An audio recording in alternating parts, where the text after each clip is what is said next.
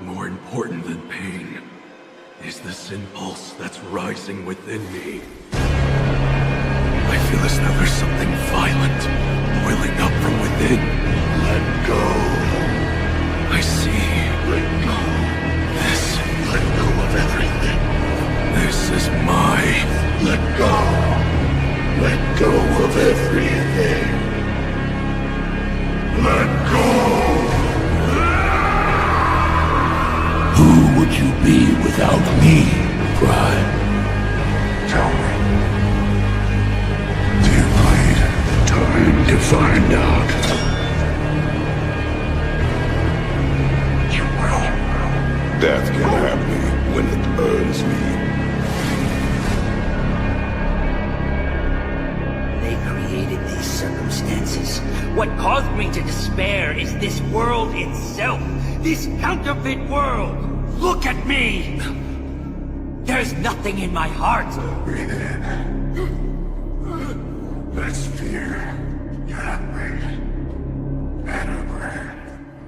In the first age, in the first battle, when the shadows first lengthened, one stood, and those that tasted the bite of his sword named him the Doomslayer.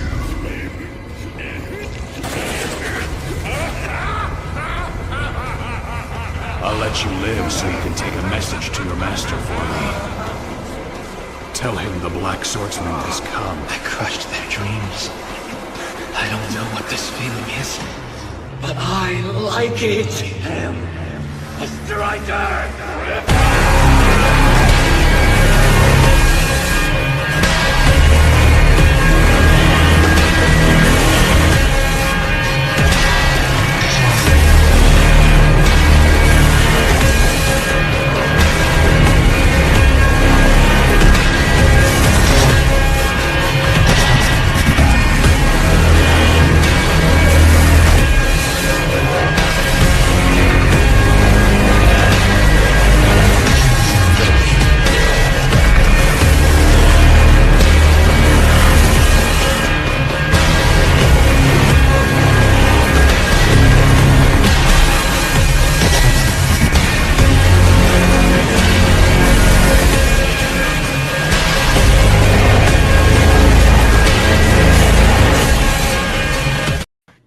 Yo, you know what time it is, man. It's the MK podcast, is it?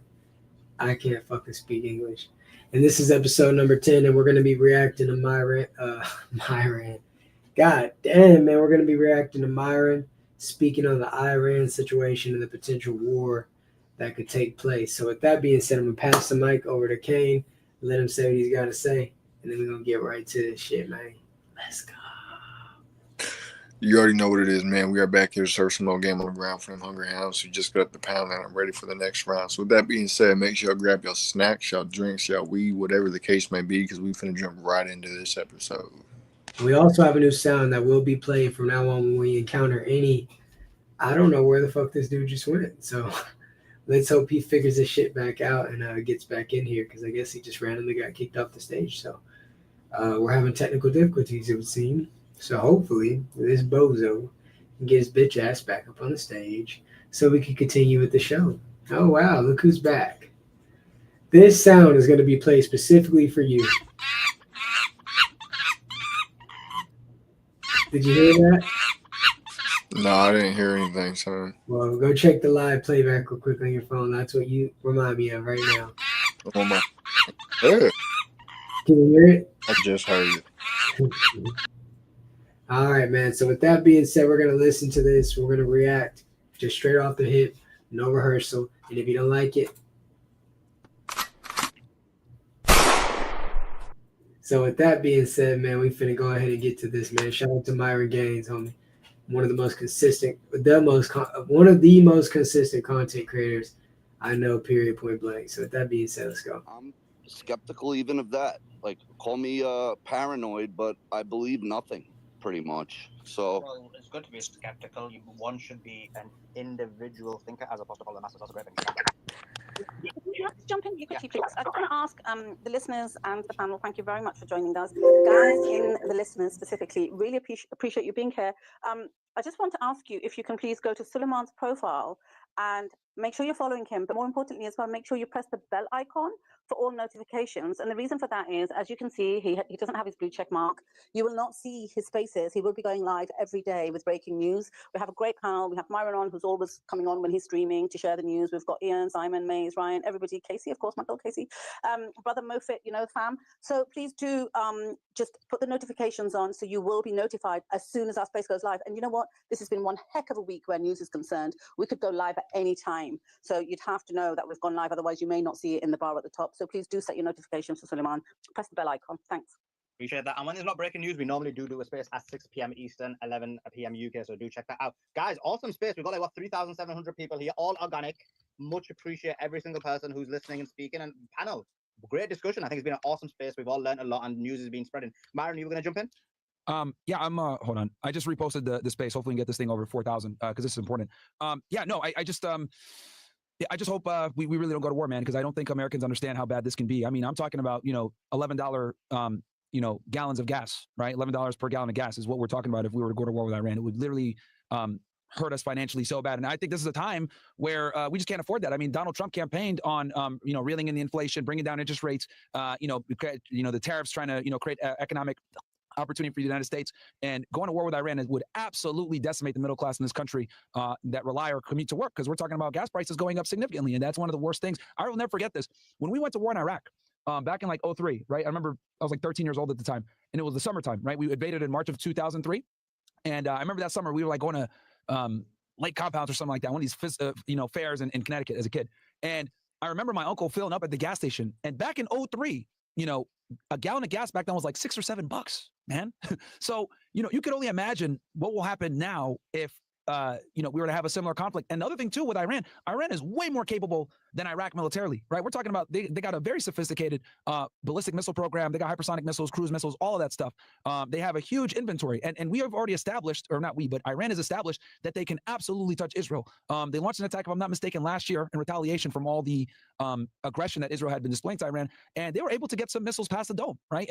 We know Iran has cultivated a very unique drone that the Russians and the Ukrainians use, right? That's very cheap to make, that can knock out a couple of the missiles from the Iron Dome, because for every one of those drones they send in that's like less than $1,000, they're spending thousands for each missile to shoot it down. And then once the Iron Dome is depleted, their intercept missiles, they'll be able to go ahead and send in the real stuff, and that will really fuck up Israel. So I don't know what the hell their strategy is either. Like I don't know like what the fuck they think is going to happen here, because Iran absolutely has the capability of leveling Tel Aviv, but it just goes to show how deranged Benjamin Netanyahu is. These people are crazy. These guys are trying to build they're trying to knock down the Al-Aqsa mosques. They're trying to rebuild the fucking temple. They imported these fucking red heifers. Like, as much as I try to stay away from religion when it comes to geopolitical affairs, you do have to bring religion into some degree and try to find out what motivates these motherfuckers. Like this is not going to benefit anyone. But then once you figure it out and you're like, okay, they have this thing where God promised them this land, 2,000, 3,000 years ago, even for the secular ones, then it starts to make sense. But we're dealing with people here that are going to stop it at nothing to expand Israel. And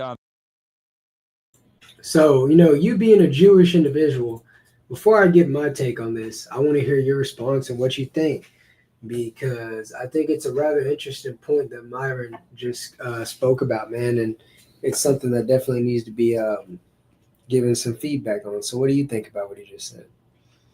First of all, I'm going to say I was about to get very annoyed with Myron until he said what he said at the end. I was like, okay, at least he acknowledges, what God promised the Israelites. And he promised them the promised land, which is over there in Israel. They were scattered because they weren't doing what they were supposed to do. They were worshiping other gods and sacrificing other gods and sacrificing their children to Molech, and God didn't like it and they wouldn't turn away. So he scattered them.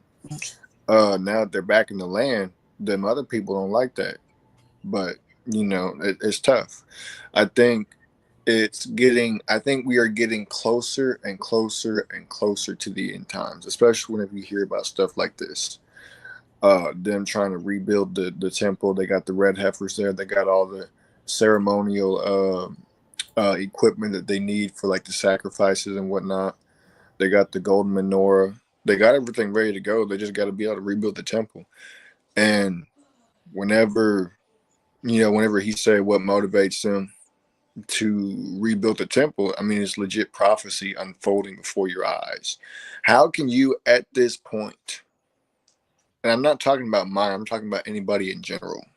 How can you at this point not read Revelation, not read the Bible, and then see what's going on over there right now with them trying to rebuild the temple and say that the Bible is still fake?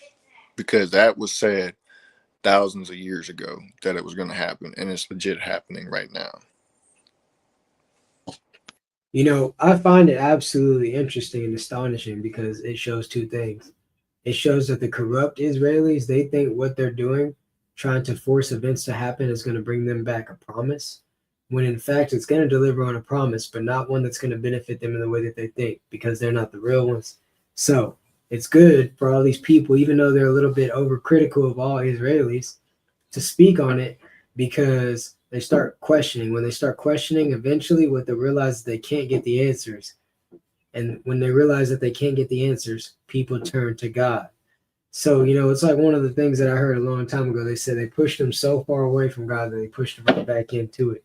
So that's what these people in Israel are doing. The corrupt ones, they're trying to force it to happen because they think that is what needs to happen. And they know that the end is coming.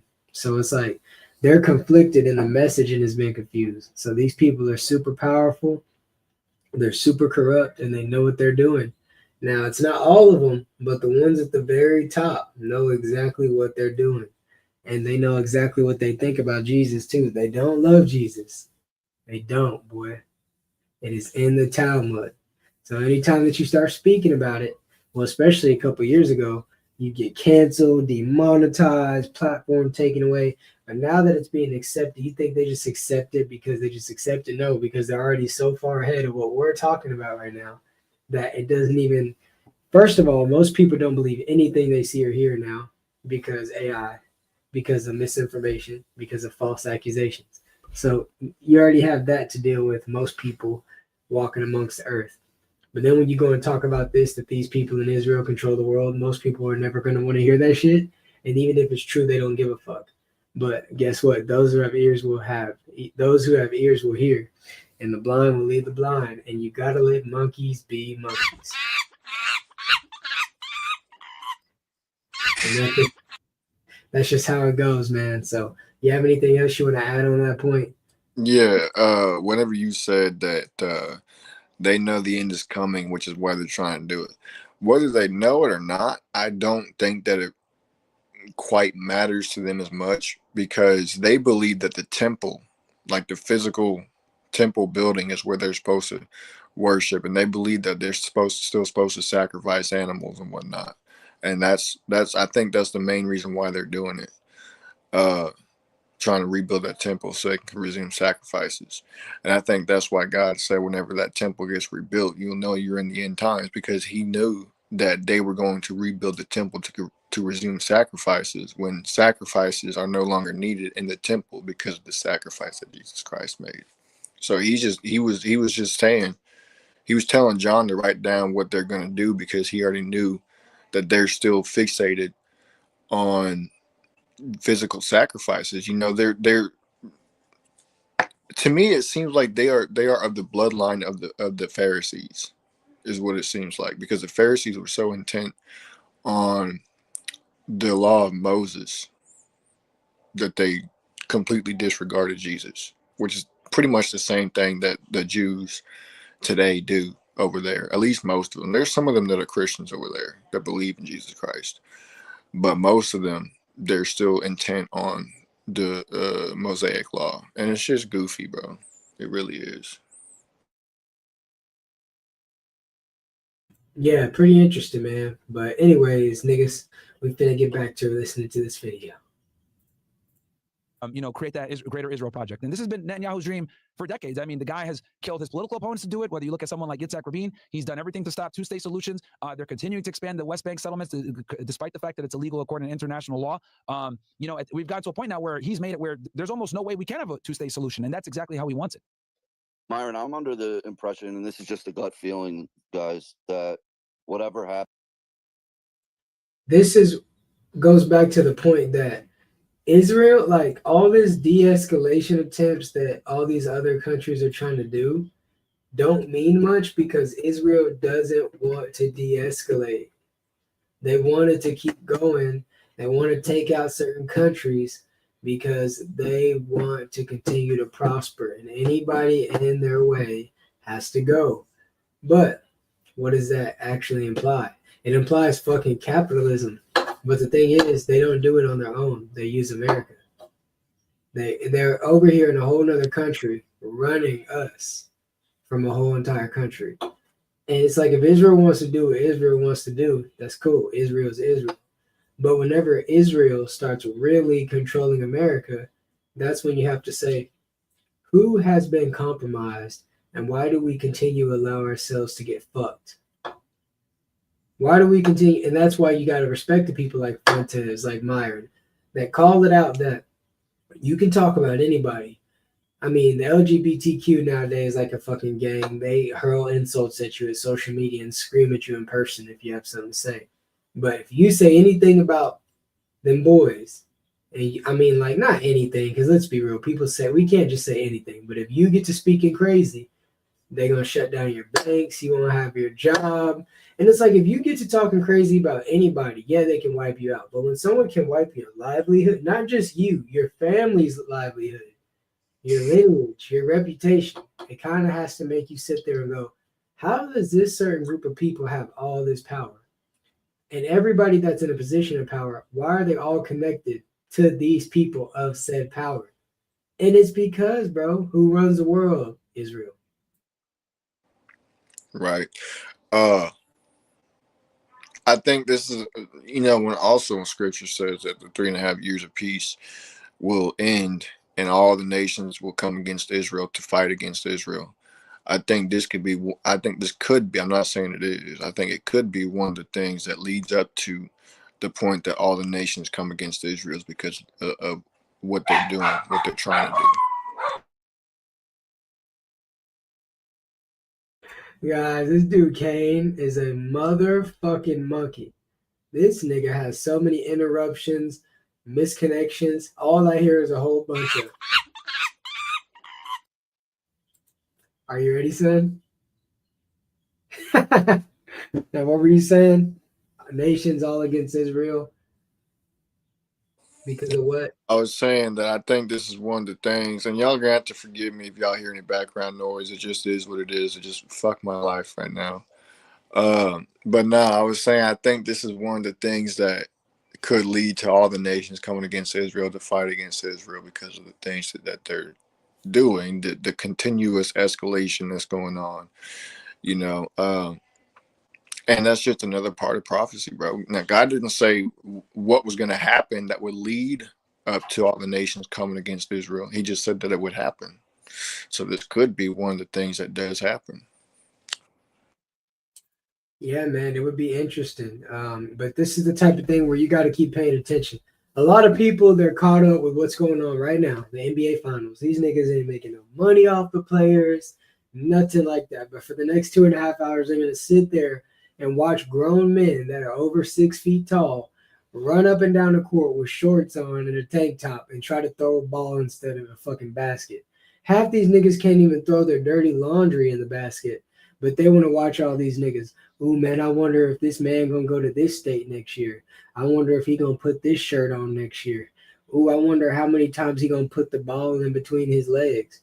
This is the type of shit that you niggas want to know about. Y'all don't want to know about what's going on in Iran. Y'all don't care about what's going on in LA. And matter of fact, let me just say this real quick about that because, man, I'm just going to go in and speak and fuck what you think. You illegal motherfuckers. ET phone home. I brought this point up to someone earlier, and, this might just sound like a bunch of for you, but I'm going to go ahead and tell you motherfuckers the truth, okay? If I go to Mexico right now and I put a fucking American flag around my body like Kobe Covington and I say, man, I fuck with America, fuck Mexico, and I'm staying here, I don't give a fuck.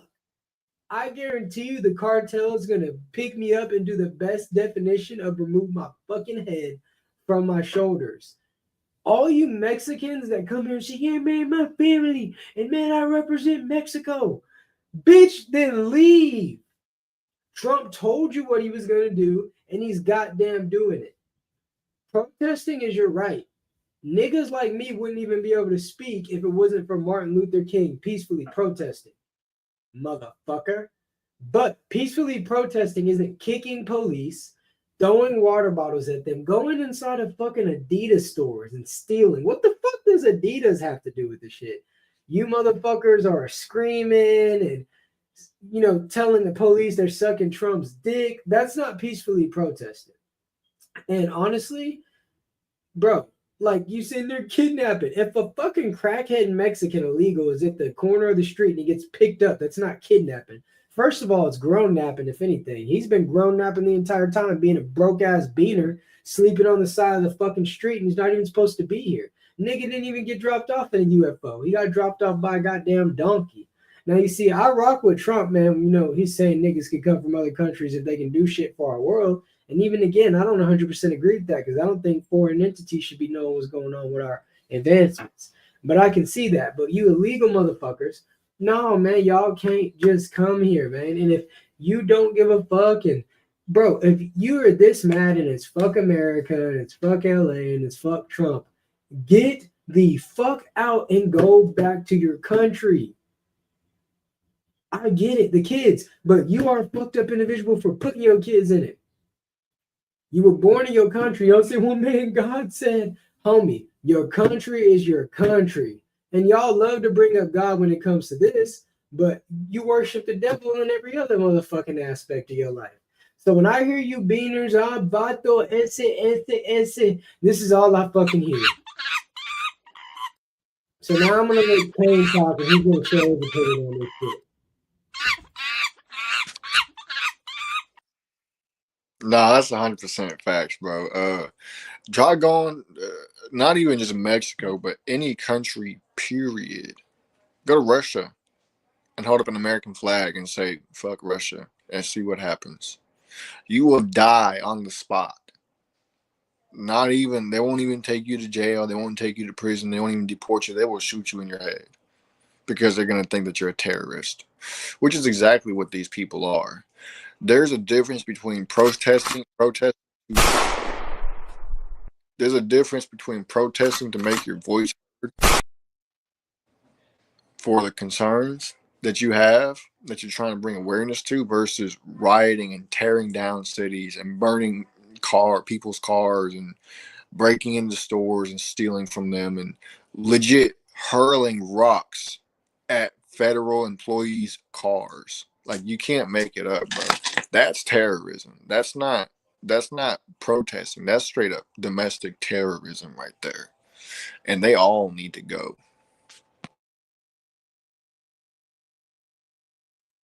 100% facts, man. We could keep going on and on, but we'll save that for another episode. We got things to do, and if we get enough done, we come back and react to some more content, man. Watching Myron is motivating. This nigga do 6 hours plus streaming, reacting, and, you know, there's no point to reason why we can't. But there's other shit that needs to be done before we just sit on this bitch for an hour. It's hard to even manage to sit on this bitch for 30 minutes, but guess what? We doing what we do. And, bitch, you need to do what you need to do, which is hit that like button. Represent America. Fuck the illegals. Go back to your country. That's how it's going. And one thing you guys need to realize is Obama, if with y'all doing all that, he probably would have been like, all right. Biden would have been like, okay. Kamala would have been like, oh, yeah. But nigga, you can't bully Trump. All y'all do is make him go harder. So keep it up because you represent Mexicans. Some of those law enforcement officers are legal Mexicans. And it's like, y'all Mexicans, whenever y'all get mad, the first thing you want to do is claim Mexico. Bitch, you're in America. It's America first, not Israel first, not Mexicans first, not niggers first, none of that. America first. So with that being said, we'll catch y'all in the next episode. Kane, say your last words, and then I'm going to play the sound effect that I hear every fucking day when people try to talk to me. Yeah, no. And to add on to that Obama thing real quick, y'all love talking about Trump deporting illegals, but what y'all don't realize is that Obama had illegals caged up at the border. Obama deported roughly around 430,000 illegal immigrants in his administration, but y'all don't want to talk about that. Oh, because he's black, right? Get out of here with that, bro. So with that being said, make sure y'all share with your friends, your families, your mummies, your aunties, your grannies, and everybody else y'all know. And Obama wasn't even born in America. He was born in Kenya, so there's no reason why he should have ever been president in the first place. With that being said, I'm out.